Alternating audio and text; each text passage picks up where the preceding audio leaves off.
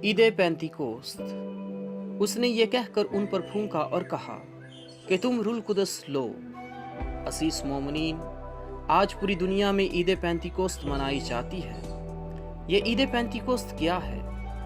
ईद पेंतिकोस्त का दिन कलीसिया की सालगिरह बर्थडे का दिन है। इसे कलीसिया का जन्मदिन कहा जाता है। इस दिन रूह खुदावंद शागिर्दों पे उतरता है और वो रूल कुदस से मामूर हो जाते हैं और खुदावंद बारी ताला के कलाम का प्रचार करते हैं। ये ईद पाश का मनाने का आखिरी दिन है। इस दिन कलीसिया में बपतिस्मा और इस्तेकाम का साक्रामेंट भी मनाया जाता है, क्योंकि इस दिन रूल कुदस रसूलों पर उतरता है। पेंतिकोस्त का मतलब 50 का है।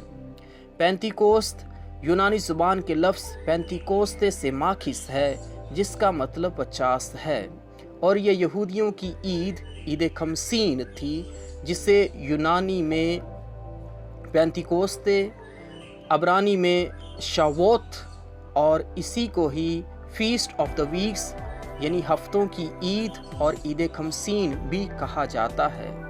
ये ईद फसा पास ओवर के 7 हफ्तों के बाद मनाई जाती है।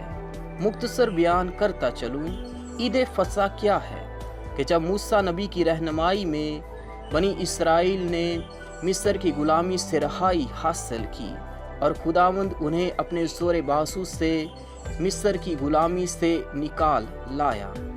बाइबल मुकद्दस की तारीख बयां करती है कि बनी इसराइल पे 3 इक़साम की ईद फ़र्ज है कि जब वो हैकल को जाएं और खुदा की हजूरी में इकट्ठे हों।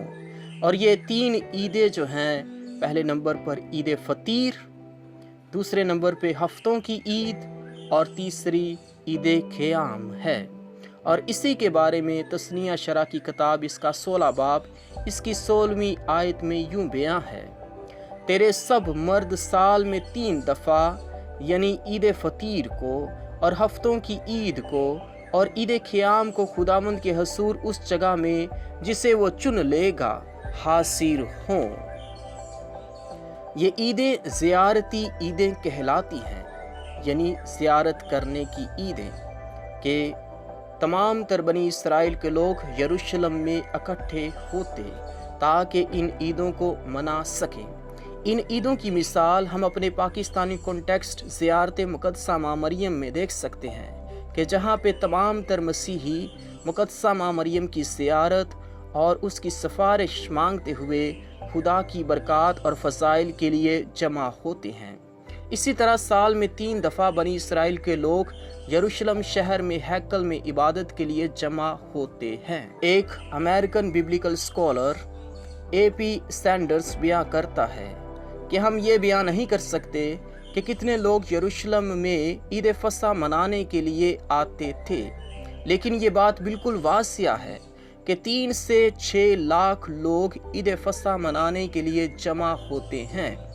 तारीख बयां करती है कि पहली सदी में तकरीबन 1 मिलियन यहूदी फ़लस्तीन में रहते थे और 4 से 6 मिलियन यहूदी फ़लस्तीन से बाहर रहा करते थे।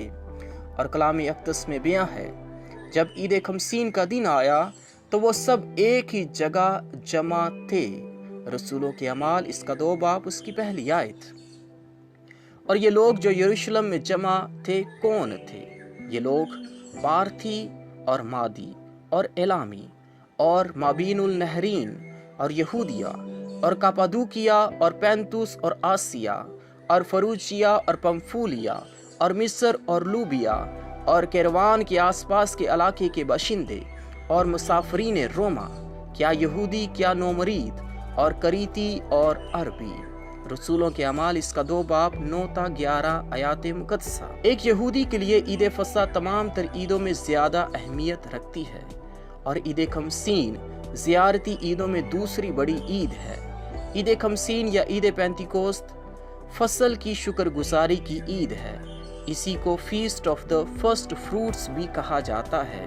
खरूज की किताब इसके 23वें बाब इसकी 19वीं आयत में यूँ बयां है, तो अपनी ज़मीन के पहले फलों में से पहलों को खुदावंद अपने खुदा के घर में लाना। पेंतिकोस्त को यूनानी में पेंतिकोस्ते कहा जाता है, जिसका मतलब बेशक 50वां है اور عبرانی میں اسے شاووت کہا جاتا ہے، جس کا مطلب ہفتے یا ویک ہے۔ لہٰذا یہ عید فصح کے 7 ہفتوں کے بعد یہ عید منائی جاتی ہے، جسے عید خمسین کہا جاتا ہے۔ لوکا انجیل نویس بیان کرتا ہے کہ پینتیکوست اس لیے خاص اہمیت کی حامل ہے کہ خدا نے اس دن دوبارہ تخلیق کا کام کیا۔ کیسے؟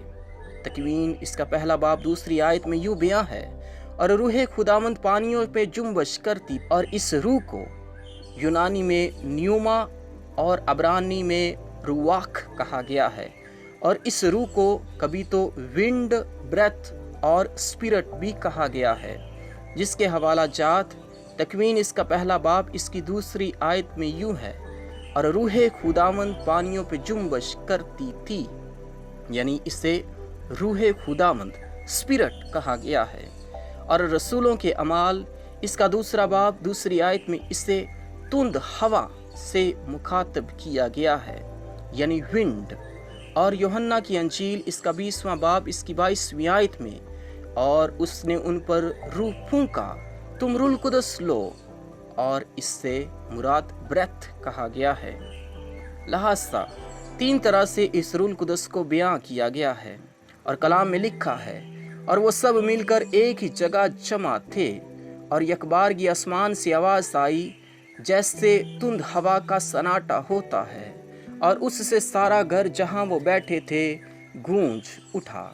جب روح القدس کا معجزہ دیکھیں تو لکھا ہے، تب حیران ہو کر اور تعجب کر کے آپس میں کہنے لگے، دیکھو یہ جو لوگ بولتے ہیں کیا سب جلیلی نہیں؟ کیوں کر ہم میں سے ہر ایک اپنے اپنے وطن کی بولی سنتا ہے۔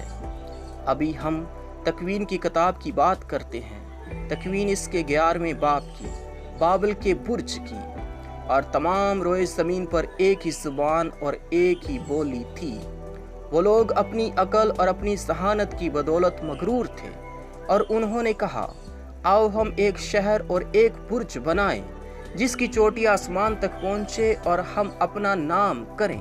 ان کی سوچ اور ذہانت اور کام خدا کے لیے نہ تھے، بلکہ اپنے غرور اور گمنڈ کی بنا پر تھے۔